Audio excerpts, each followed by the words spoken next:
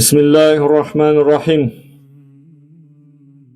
إن الحمد لله نحمده ونستعينه ونستغفره ونؤمن به ونتوكل عليه ونعوذ بالله من شرور أنفسنا ومن سيئات أعمالنا. من يهده الله فلا مضل له ومن يضلله فلا هادي له. ونشهد أن لا إله إلا الله وحده لا شريك له. ونشهد أن سيدنا ومولانا محمدا عبده ورسوله ثم أما بعد.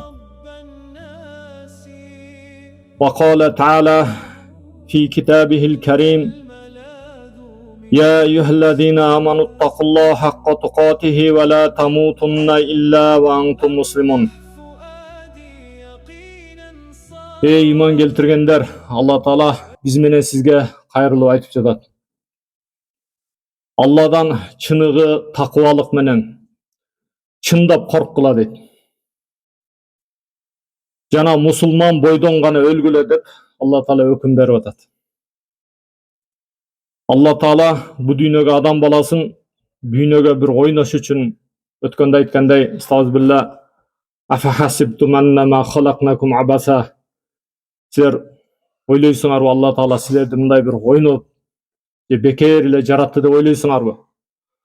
Wa annakum ilayna la turja'un. Же Allah Taalaga кайтып келем деп ойлогон жоксуңарбы дейт.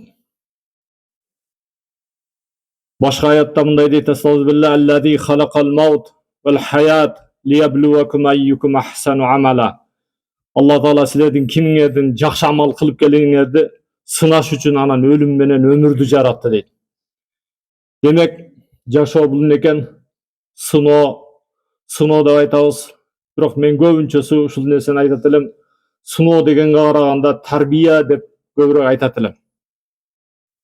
Башка да бир аятта Allah Taala Анкабут сүрөсүнүн 2-аятында айтат: Estağfirullah ahasiban nasu ayyatruku ayyaqulu amanna fahum la yuftanun. Адамдар ойлоштубу биз ыйман келтирдик дегендейин эле бул дүйнөдө фитна деп коет, сыналбайбыз деп ойлоштубу дейт да. Качан адам баласы ыйман келтиргенден кийин чыныгы сыноо башталат экен да. Ошол адамдын ыйманы чындап эле ыйман келтирдиби же калп эле ыйман келтирдиби Allah Taala сынаш үчүн бизди түрлүү сыноолорго, фитналарга салат экен. Кээ бир адамдар байлык менен сыналат экен. Байлык менен Allah Taala тарбиялайт экен. Кээ бирлерди жакырлык менен тарбиялайт. Бирөөнү ден соолук менен, бирөөнү оор менен, бирөөнү бийлик менен, бирөөнү алсыздык менен. Мына ушулардын баардыгы фитна экен да. Фитна деген эмне? Фитна деген фатана деген сөздөн чыгат экен да. Фатана деп эмнени айтат десе, алтынды, мисалы алтынды башка керексиз нерселерден тазалаш үчүн эмне кылат? Аны көпкө чейин жууп, аны электен өткөрүп, же аны таптаза кылыш үчүн отко эритет экен да. 3000 градуска чейин мен эсимде жок. Анан тактап алсаңар болот. 3000 градус элестетип атасызбы? 3000 градуска чейин ысып, ошентип эригенден кийин анан кийин алтын бөлүнүп чыгат экен да, башкалар бөлүнүп калат экен да. Демек, азыр биздин башыбызда ар кандай фитналар болуп аткан болсо, ошолордун баардыгы бизди Allah Taala эмне үчүн тазалаш үчүн кылып атат. Биз болсо фитна десе, бирөөлөр урушуп атса фитна болуп атат деп эле түшүнөт экенбиз. Чынында Куранда фитна ар түрдүү мааниде колдонулат. Сыноо, азгыруу, адаштыруу, кысым, чыр-чатак жана ар түрдүү мамилелерде. Карасаңыз, мисалы, коон, дарбыз же бир кайсы түшүм карасаңыз күндүн табы менен, күндүн нуру менен жакшы пышат экен да. Эгерде талдын көлөкөсүндө калып калса, туурабы? Талдын көлөкөсүндө калып калса, көлөкөдө карасаңыз ошол чөптүн дагы кубаты жок. Кайсы түшүмдү эксең, ал дагы бир түшүм бербей калат да. Адам баласына канчалык кыйынчылык, канчалык түйшүктөр, канчалык ушундай Allah Taaладан фитналар келгенде, ошого жараша адам баласы пышат экен да. жана Эмираттын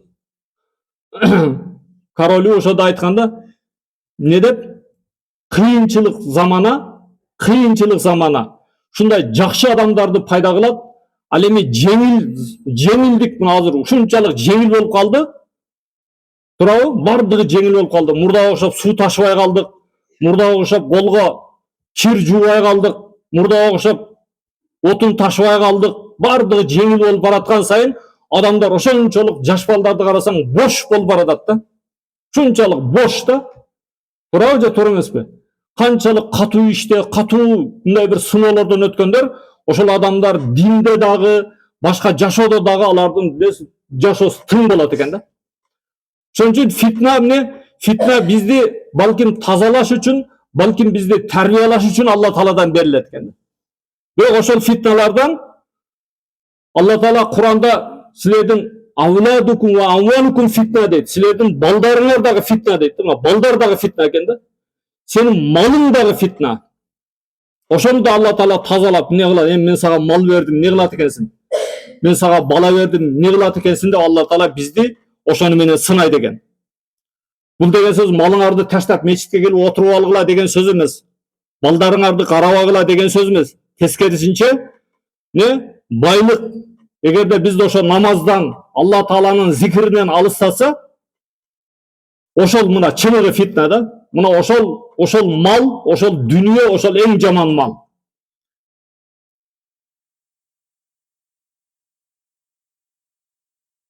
وَمَنْ أَعْرَضَ عَنْ ذِكْرِي فَإِنَّ لَهُ مَعِيشَةً ضَنْكَ дейт. Кимде ким биздин зикирибизден жүз буруп, мына Алла Тааланын өкүмүнөн жүз бура турган болсо, мына ошол адамдар не дейт алар үчүн? Алла Таала ушунчалык тар жашоо ата кылат, кыяматта алар сокур болуп тирилет дейт да, сокур болуп. Я Алла, сен бизди дүйнөдө көзүбүз көрөт эле го, эмнеге сокур кылдың дегенде, качан биздин аяттарыбыз келген мезгилде сен унуткан элең ушул мал дүйнө деп. Эми сен дагы бүгүн унута аласың дейт экен да. Ошон үчүн биздин заман, айрыкча азыркы акыр замандын адамдарыбыз, пайгамбарыбыз мындай деген: амалдарды кылууга шашылгыла дейт. Анткени караңгы түндүн бөлүктөрүндөй фитналар келет. Адам эртең менен момун болуп туруп эле кечиндеси не болуп калат? Кафыр болуп калат экен да. Ыйманды кармаш колуна чокту кармагандай кыйын болуп калган заман. Динин де дүйнөлүк пайда үчүн адамдар сатып жибере турган заман, ушундай фитнада жашап атабыз. Ыйманды сакташ ушунчалык кыйын болгон заманда жашап жатабыз азыр. Ошон үчүн бүгүнкү күнү эмне кылыш керек? Үйүндө фитна эмес, телефон аркылуу кирип жатат. Колубузда мына азыр биз фитна алыста, тиякта, биякта деп атабыз, мына колубузда, чөнтөгүбүздө азыр фитна.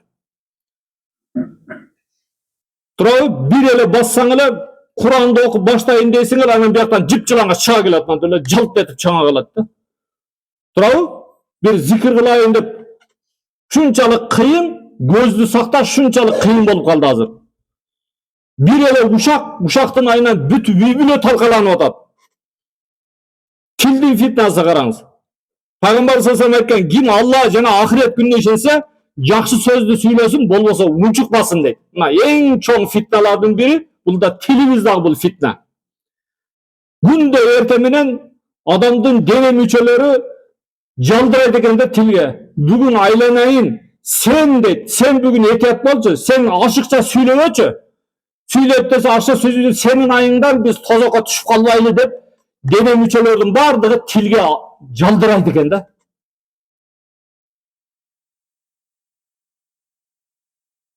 Ошол тилдин айынан өзүбүз айтабыз го, жылуу сөз жыланды ийинден чыгарат деп.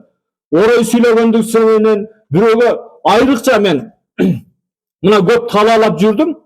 Мына өзүмдүн биздин мына кара кулжалыктар. Biz ушундай сүйлөгөндөчү бирөөнүн чучугуна тийип, бирөөнү какшыктап сүйлөгөндү жакшы көрөт экенбиз да. Бирөөнү басынтып, кемсинтип, ушундай орусча айтканда унижать эткенди аябай жакшы көрөт экенбиз да. Мен муну качан байкадым? Мен ушинтип, мен өзүмдүн чоңдорунан, аксакалдардан угат элем да. Баланын өзү аң сезими кандай калыптанат? Чоңдорду көрүп, баягы аганы көрүп, ине өсөт дегенде, аганы көрүп, агалар аксакалдарда отурсаң бири-бирин кымыз ичип отуруп басынтып, ушундай кемсинтип сүйлөгөнүн көрүп, ушундай болуш керек экен деп жүрүп, ошондун айынан токмок жеген да күндөр болгон. Ошонун айынан бирөө мага ушунчалык бир сөз айтты. Акеде сиздин ушундай жаман адатыңыз бар экен, бирөөнү кемсинтип сүйлөйт экенсиң деди да. Ошол сөздөн кийин анан кийин адамды кемсинтпеш керек экен. Мына бир тилдин фитнасы ушундай. Биздин мүнөзүбүз бар го, характер деп коет. Бул характерди дайыма оңдош керек. Бул өтө чоң фитна.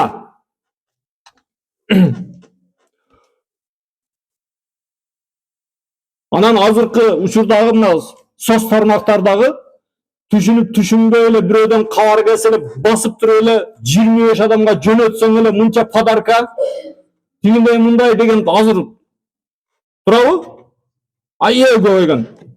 Неметпей эле ага түшүнбөй эле жөнөтөбүз да. 25 адамга жөнөтүш керек экен. Мына неметсең сага подарка берет экен депчи. Ушудан баягындай мошенниктер көп пайдаланат да бизденчи. Алла Таала фитна бул сырттан келбейт дайым эле. Кээде өзүбүздүн жүрөгүбүздөн чыгат. Ушу телефондун айынан көпчүлүк азыр бузукчулуктар таркалып атат. Өзүбүзгө өзү суроо берели. Менин тилим адамдарды жараштырып атабы же адамдарды бузуп атабы? Өзүбүзгө сурак берели.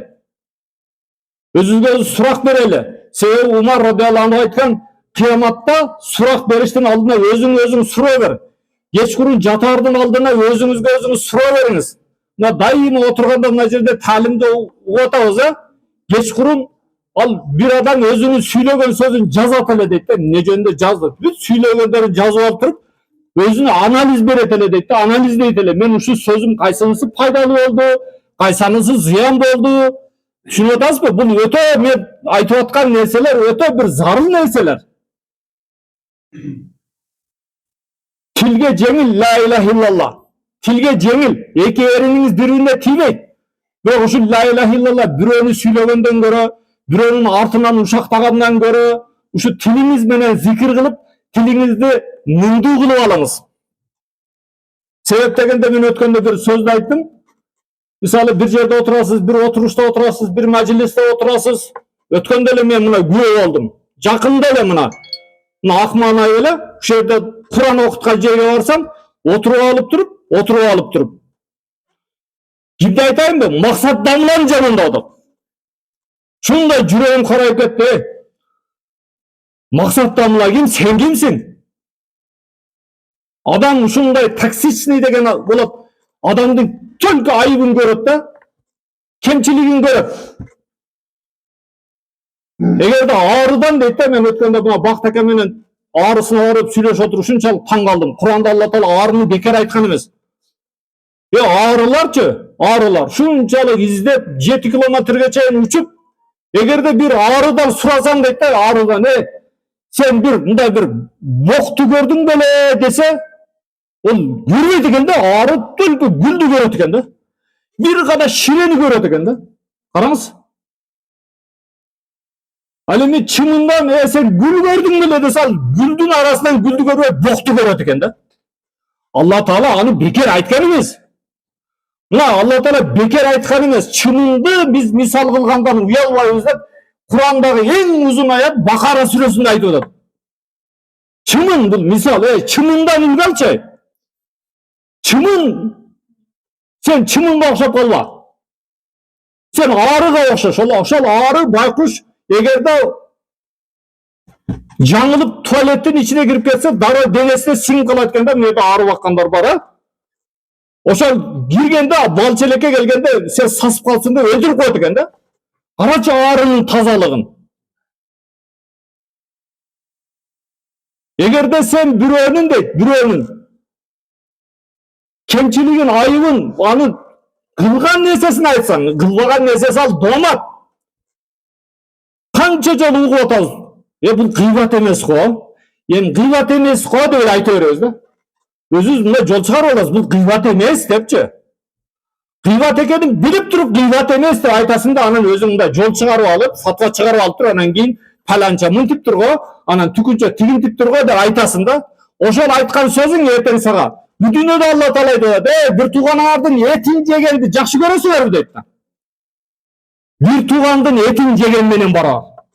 Bir tugandын өлүгүн отуруп алып туруп, эгерде бир мажлисте бардыгы адал, элестетер, тамагың арак жок, шарап жок, арам нерсе жок, алдыгына баардыгын адалдап деп алгансың, эми ошол өзүңдүн тамагыңды арам кыла турган нерсе, сен качан ошол бир тууганыңды көзү жок мезгилде, эгерде көзү бар мезгилде айта турган болсоң, ага жакпай турган сөздү айткан болсоң, ошонун өзү кыйлап болот. Туурабы? Муну биле берип, уга берип бизге мындай көрүгөлө болуп калган да бул. Как будто мага тиешеси жоктой эле биз өзүбүздү мындай бир кандай бейишке кирип алгандай эле жүрөбүз да, эч бир коркунуч жок. Андыктан туугандарым, ушу тилибизден этият болуп, бардык күнөөлөр ушу тилден кетет. Ошол бирөөдөн кабар уктуңбу? Аны дароо Алла Таала айтат, ал бирөө бир фасык келип туруп силерге бирөөнү бир кабар айткан болсо, аны тактамайынча, аны башка бирөөлөргө жайбагыла дейт. Бул өкүм. Түшүнүп атасызбы? Айрыкча азыр жасалма интеллект деген чыкты. Азыр мени сүрөтүмдү тартып туруп, мени кылды, мени ушундай кылды, мени өлтүрдү деп туруп ушундай жасап коюп турган, генерация кыла турган азыр нерселер чыкты. Түшүнүп атасызбы? Азыр көзгө көрүнгөн эле нерсенин бардыгына ишене бере турган заман эмес. Бардыгын ошол болгон нерсе чын эле болду, кандайча болду. Баягында Атамбаев нарындыктар малсыңар деген сөз тарап кетти го, аны ол андай контекстте айтпаптыр. Элестетиңиз, мен сизге мечитке келип алып, элден чыгып, Кудай таалалыктар малсыңар десе отурасың, өлтүрүп коесуң, туурабы? Атамбаев ошентип турмак беле. Ал дагы жасалма, ошентип бир сөзүн алып туруп, окшоштуруп, жамап туруп, анан таркатып ийет экен да. Андыктан менин сөзүмдү дагы анан бир жерин угуп алып, бирөө уктап туруп анан ойгонунда, ушундай деди деп турган жайып анан камчыек таксыр мындай деди деп жүрбөгүлө. Ошон үчүн аягына чейин угуш керек. Көңүл буруу болуш керек. Жүрөктүн кулагы менен угуш керек. Аны түшүнүш керек. Талдаш керек. Өзүңүзгө суроо бериш керек. Мен чын эле ушундай түшүндүмбү деп. Себеби мен өткөндө айткандай, мына жерде ар кимдин акыл деңгээли ар кандай да. Менин бир сөзүмдү ар бир адам өзүнүн дагы деңгээлинде эле түшүнөт да, башка ашык түшүнө албайт. Ошон үчүн фитнадан сактаныштын жолдору кайсылар десе, эң биринчи мен жана айткандай зикир, Алланын зикири.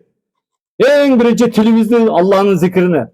Адамдын ушул өзүбүз мындай бул машык кылыш керек да, машыгыш керек. Бир адамдын шайтан ушундай кылат, дароо эле бир кемчилигин, айыбын көрсөтөт да. Элестетиңиз, бир аппак көйнөк кийип алды да, аппак, жөн эле аппак көйнөк кийип алган. Анан карап турсаң мына бир жеринде бир так турат да. Ошол такты карап алып эле, мына жерин так болуп калыптыр деп чукуй берген адамдар бар. Таксичтей адамдар ошондой болот да. Ал аппак болуп турган бияктагы анын 99,99% турган ак көйнөгүн көрбөстөн, ушу бир чекитин көрүп алып туруп чукуй берет да. Бул мынандай, бул тигиндей, андай, мындай депчи. Кемчилиги жок адам болбойт өзү. Бардыгыбызда кемчилик бар. Бардыгыбыз ката кетиребиз. Өткөндө айткандай, эч ким бул дүйнөдө баягындай святой эмес. Бул жерде эч ким периште дагы эмес. Бардыгыбыз күнөөкөрбүз, пайгамбарыбыз аны айтып койгон. Ар бир пенде эмне дейт? Ката кетирүүчү, бирок ката кетиргендердин эң жакшысы эмне дейт? Тоба кылуучу дейт. Башка бир хадисте айтат, Алла Таала дейт, эгерде силер күнөө кылбаганыңарда, бардыгыбыз эле святой болуп, бардыгыбыз эле мечитке кирип эле, бардыгыбыз эле намазкан болуп кетсек жакшы. Бирок ошондо да Алла Таала силерди жок кылып туруп, башка күнөө кыла турган пенделерди жаратып туруп, ошолордун күнөөлөрүн кечирмек деген да. Бул деген сөз анда күнөө кылыш керек деген сөз эмес. Түшүнүп атасызбы? Бул деген сөз Алла Тааланын рахматына баалык сөз. Алла Тааланын кечиримдүү сыпаты периштелерге эмес, пенделерге. Себеби периштелер алар күнөөсүз заттар, а пенделер биз күнөөкөрбүз, ката кетирүүчүбүз. Ошол ката кетирген сайын Алла Таала бизди ушу жумадан жумага, айттан айтка, намаздан намазга ушинтип күнөөлөрдү жууп туруп, Алла Таала кайта кечирип туруп, тазалап, жана айткандай, ким тазаланса, мына ошол адам ийгиликке жетти дейт. Тазаланып бара берели. Аккан суудай бир жерге туруп калбастан улам агып туралы, айтып туралы, бирибизге эскертип туралы. Алла Таала ушуну өкүм берген.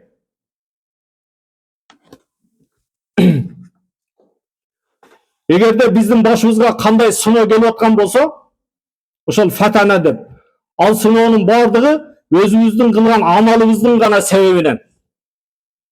Эч качан биз ошол фитнаны Алла Таала бизди жаман көргөндөн берген жок. Балким, эгерде сен ошол нерсенин келген фитнанын себебинен сен тобо кылып, өзүңдүн айыптарыңды издеп, эмнеден ката кетирдим деп өзүңө сар эсеп салып, өзүңө эсеп берген болсоң, бул эмне экен? Бул сага болгон жакшылык.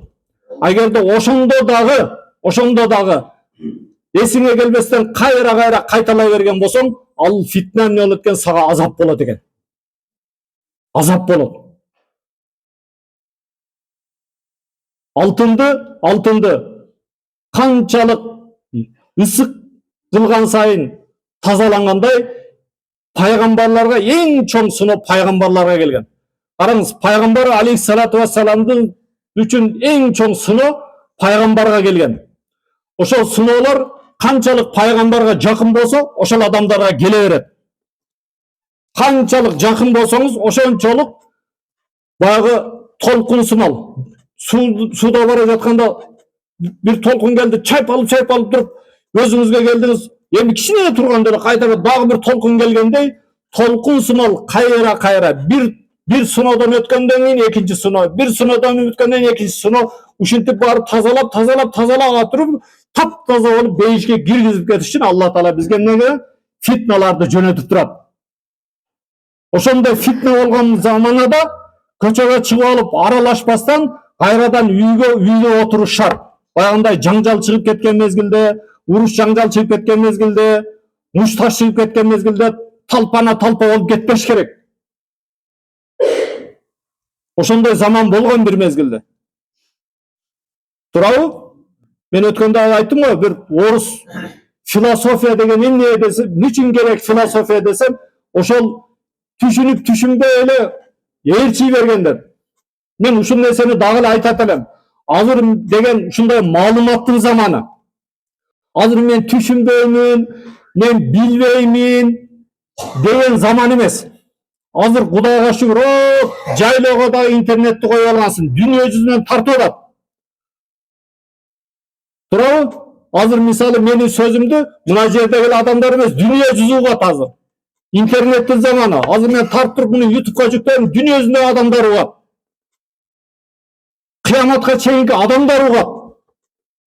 Түшүнүп атасызбы? Ошон үчүн бардыгыбыз ушундай бир өзүгө суроо берели. Азыр биз 100 жыл жашайбызбы, аны Кудай билет. Бирок өтүп кеткенден кийин канча кыяматка чейин канча убакыт калды? Бирок сиз ошол мына YouTube деген калды, азыр дагы өнүгөт. Сиз өзүңүздүн балдарыңызга эмне калтырып кетет элеңиз? Мисалы 500 жылдан кийин сиздин балдарыңыз сизди YouTube'дан көрүп туруп, менин чоң атам мындай болгон экен. Менин чоң атам мындай киши болгон экен дей турган сиз эмне калтырып кете аласыз? Мына ошондой деңгээлде пикир кылыш керек. Ошондой деңгээлде максат кылыш керек. Умар Палампур рахматулла алейх ошол киши Аллага дуа кылган экен. Алла, менин ырыскымды бүткүл ааламга чачып жиберчи, ошол ырыскыны сенин жолуңда терип жеп жүрүп өтөйүн деп дуа кылган экен. 250 мамлекетти кыдыртты. Мына 250 мамлекетти кыдыртты. Сиз ошондой ниет кылсаңыз болбойбу? Азыр ушундай жетишкен технологиянын заманында сиз деле ошондой ниет кылыңыз, чоң ниет кылыңыз. Биз бир нерсени кылганда, аны кыйын да, onu кыйын экен деп коебуз. Биз бул деген отмазка да, кыйын деген сөзчү. Ошол кыйын деген нерсени кыйын адамдар кылат да. Сиз жөнөкөй адамдар кыйын экен, муну кылыш кыйын дегенди сиз кылыңыз, сиз кыйын адамдардын катарына киресиз. Ар бириңизде ошондой мүмкүнчүлүк бар. Ар бирибизде ошондой жөндөмдүүлүк бар. Түшүнөсүзбү? Алла Таала ошондой кылып бизди жөнөткөн. Сиз үй салдым деп мактанбаңыз. Сиз салган үйдү сиздечи ана келемиш чычкан да үй салат. Чычкандар да үй салат, кумурска да үй салат, ары да үй салат. Сиз ал үй салыш үчүн келген эмессиз да. Сиз бу дүйнөгө жаратуучунун кулу болуп, жаратман деп коет, жаратман болуп келгенсиз. Бу дүйнөгө жакшы иштерди, ушундай бир адамдар суктана турган нерселерди, мына мен өткөндө айттым го, бир кафир каяктагы бир фараон пирамидаларды куруп койгон экен, 17 миллион доллар Египеттин денесине бюджетине түшүп турат экен да, бир кафир. Сиз дагы эми капа болбоңуз. Жөн эле көчөгө атыңызды эле коюп койбостон, ошол атыңызга затыңыз жарашып, чын эле ошондой бир иш калтырып кетиңиз. Ошондой иш калтырып кетиңиз. Жөн эле ат коюп койбойсуз. Ошо сиздин атыңыз чындай эле калсын. Мына. Жөн эле өлүп кетиш эмес бу дүйнөдө. Убакыт болуп калдыбы? Урушпайын деп жумшак эле баштайм да, келет эле урушуп кетем деп капа болбоңуздар, Жерде жаман көргөн адамдар бар да. Тамаша. Бардыңар жакшы көрөм. Бардыңар жакшы көрөм Алла үчүн. Алланын пендеси Алла Таала Куранда айтып атат: "Биядайя, мен өзүмдүн колум менен жаратканмын" дейт. Түшүнөсүзбү? Ар бириңерде Алла Таала жакшы көргөн сыпат бар. Биз ошон үчүн адамдарды жакшы көрүшүбүз керек, адамдын жакшы амалын жаман көрүшүбүз керек. Адамдардын бардыгы жакшы. Адамдар бардыгында төрөлгөндө күнөөсүз болуп, таптаза болуп төрөлөт. Бирок кийин эң биринчи чоң душман бул чөйрө. Тарбиянын туура эместиги адамды акмак кылып, душман кылып, шайтандын кулу кылып, нафсинин кулу кылып коет экен. Андыктан бардыгыбыз өзгө суроо берели. Алланын алдында бардыгыбыз турабыз. Уктуң беле, жеткирдиң беле деп менден да сурайт, сизден да сурайт. Бардыгыбыз билебиз, эч кандай актануу болбойт. Ошондуктан бардыгыбыз кимдин башында кандай фитна болуп аткан болсо, же фитнасы жокпу, фитналар жокпу? Менде эле фитна барбы? Бардыгыбызда фитна бар, Ар кимибиздин өзүбүздүн ичибизде дартыбыз бар, өзүбүзгө жараша. Ошол өзүнө жараша Алла Таала фитна берет. Чыдай алганчалык гана фитна берет. Ошол фитнадан бардыгыбыз тазаланып, таптаза болуп, намазга бекем болуп, иманга бекем болуп, Куранга бекем болуп, динге бекем болуп, азуу туш иштер менен бекем кармап, Алланын динин, ушул фитнадан бардыгыбыз таптаза болуп өлүп бара жаткан мезгилде ушундай бир жыргап баягы жаныбызды кылды камырдан suurгандай ушундай жеңил чыгып, адамдардын бардыгы ыйлап аткан мезгилде биз күлүп, асман менен жерлер ыйлай турган деңгээлде жаныбыз чыгып кетишин Алла Таала насип кылсын баарыбызга. Иншалла. Субханакаллахумма ва хамдика, ашхаду ан ла илаха илля анта, астагфирука ва атубу илейк. Субхана раббика раббил иззати амма ясифун ва саламун алал мурсалин валхамдулиллахи раббил аламин. Жараткан жападан жалгыз шериксиз Аллахым, сен бизди бу дүйнөгө убактылуу дүнүйө ахиретте бактылуу болуш үчүн дин бергенсиң. Ошол динди кадырлап, кастарлап, диндин мээнетин кылып, биздин урпактарыбыздан аалымдар, карылар, хафиздер сенин диниң үчүн биздин көзүбүздүн кубанычы болуп, башыбызга таажы кийгизип, эли журтубузга аманчылык берип, ушул токчулуктан эсирип кетпестен, канчалаган коомдорду ушу токчулуктан, байлыктан жок кылгансың, ошондой болуп жок болуп кетпестен, ушул берилген неаматтарды шүгүр кылып, кадырлап, кастарлап, башка биздин келечектеги урпактарга биздин ата бабаларыбыз кандай таза кылып жетирген динди ошондой кылып туруп жеткиргенге, бу дүйнөдөн өкүнбөй өткөнгө насип кылгын. Rabbana atina fid dunya hasana wa fil akhirati hasana wa qina azaban nar bi rahmatika ya arhamar rahimin.